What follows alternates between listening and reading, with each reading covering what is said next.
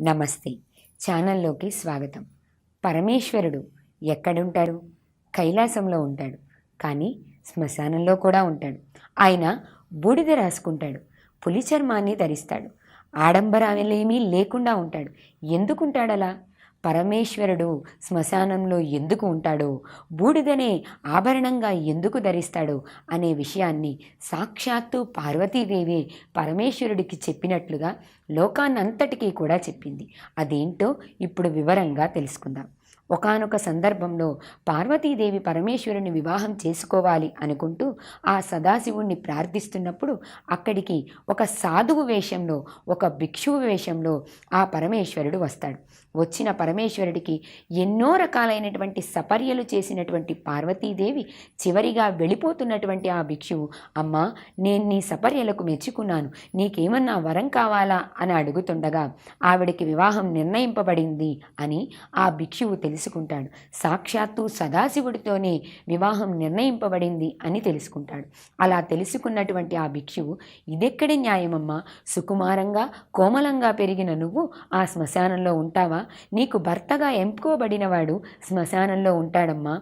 కపాలంలో తింటాడు, బూడిద పూసుకొని తిరుగుతాడు. అటువంటి వాడు ఎందుకు చెప్పు నీకు? అలాంటి వాడితో జీవితం ఏంటి? అలాంటి వాడిని భర్తగా కావాలని ఏ ఆడపిల్ల కోరుకోదు. నువ్వెందుకు కోరుకుంటున్నావు? ఆయనకి ఆభరణాలుండవు, అలంకారాలుండవు, ఆర్భాటాలుండవు. అలాంటి వాడితో నువ్వేం సుఖపడతావు?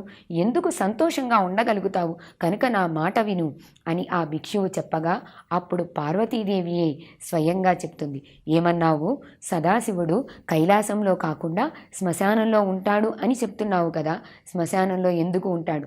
ప్రతి ప్రాణి కూడా మరణించిన తర్వాత శ్మశానానికే వెళ్తుందని, ప్రతి ప్రాణికి తుది మజిలి శ్మశానమే అని చెప్పడానికి శ్మశానంలో ఉన్నటువంటి అనేక రకాలైనటువంటి భూత ప్రేత గణాలన్నీ కూడా శ్మశానం దాటి ప్రపంచం మీదకి పడి వారందరినీ నాశనం చెయ్యకుండా ఉండడానికి ఆయనే సాక్షాత్తు స్వయంగా శ్మశానంలో కాపలా ఉంటున్నాడు. అంటే మనల్ని రక్షించడం కోసం ఆయన శ్మశానంలో ఉంటున్నాడు. మనం చేరేది చివరికి అక్కడికే అని అందరికీ తత్వం అర్థం కావడం కోసం ఆ సదాశివుడు శ్మశానంలో ఉంటున్నాడు.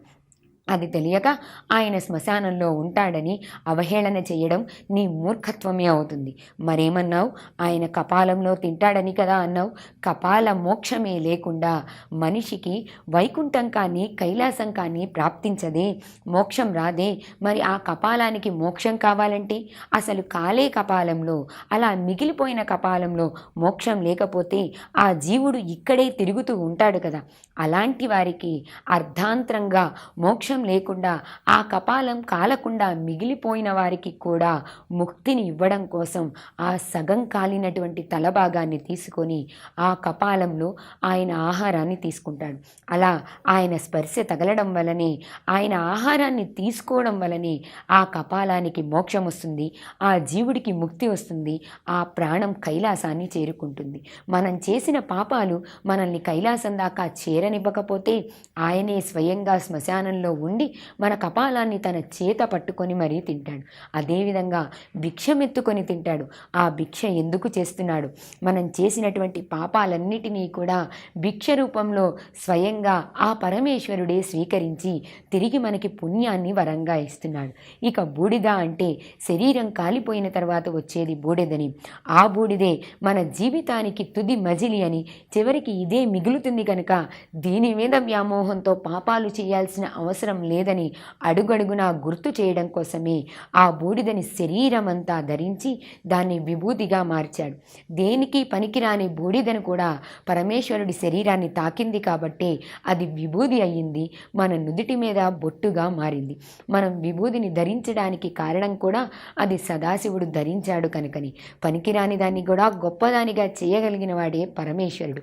ఎల్లవేళలా మనకి తోడుగా ఉండి రక్షించగలిగిన వాడే ఆ సదాశివుడు. ఆయన లీలలు అర్థం కావు, ఆయన ఆలోచనలు అర్థం కావు. సదాశివుణ్ణి అర్థం చేసుకోవడం అంటే మనలో ఉన్నటువంటి ఆత్మజీవుణ్ణి అర్థం చేసుకోవడం అని అర్థం. ఆయనకున్న త్రినేత్రానికి కూడా, ఆ మూడో కంటికి కూడా ఒక అద్భుతమైనటువంటి కారణం ఉంది. తనలో ఉన్నటువంటి కోపాగ్ని మొత్తాన్ని కూడా మూడో కన్నుగా చేసుకొని దాన్ని తనలో ఇముడ్చుకున్నాడు. అదే రూపంగా ప్రతి ప్రాణి తనలో ఉన్న కోపాన్ని, ఆవేశాన్ని కూడా అలా మూడో కన్నుగా చేసుకొని దాన్ని అంతర్లీనంగా ఉంచాలి తప్ప బాహ్య ప్రపంచానికి చూపించకూడదని, తన కోపాన్ని, ఆగ్రహాన్ని ప్రదర్శించకూడదని ఆయన అనేక మార్లు చెప్పాడు. ఆ త్రినేత్రానికి అర్థం ఉంది, ఆ హాలాహలానికి అర్థం ఉంది. ప్రపంచమంతా ఆ విషయం చూసి భయపడుతున్నప్పుడు పాల సముద్రం నుంచి వచ్చినటువంటి ఆ హాలాహలాన్ని చూసి లోకాలన్నీ గడగడలాడిపోతున్నప్పుడు లోకాలన్నిటినీ రక్షించడం కోసం ఆ హాలాహలాన్ని సేవించడానికి ముందుకొచ్చినవాడు సదాశివుడు. ఆ హాలాహలాన్ని సేవించి తన కంఠంలో బంధించినవాడు ఆ మహేశ్వరుడు. ప్రపంచానికి ఏ కష్టం వచ్చినా ఆయనే రక్షకుడుగా ఉన్నాడు, ఆయనే కాపాడుతూ ఉన్నాడు. కనుక సదాశివుణ్ణి అర్థం చేసుకోవాలి అంటే మనకి కూడా ఎంతో జ్ఞానం ఉండాలి. అయినా నీకు జ్ఞానం ఉందా, పాండిత్యం ఉందా, వేదం తెలుసా, నీకు రుద్రం వచ్చా అని ఏనాడు పరమేశ్వరుడు అడగనేలేదు. భక్తిగా నమస్కారం చేస్తే ఆ భక్తిని ఆయన స్వీకరిస్తాడు. నీలో ఉన్న భక్తిని మాత్రమే ఆ పరమేశ్వరుడు అంగీకరిస్తాడు. అలాంటి భక్తిని కోరుకున్నాడు కాబట్టి ఆయన భోళాశంకరుడు.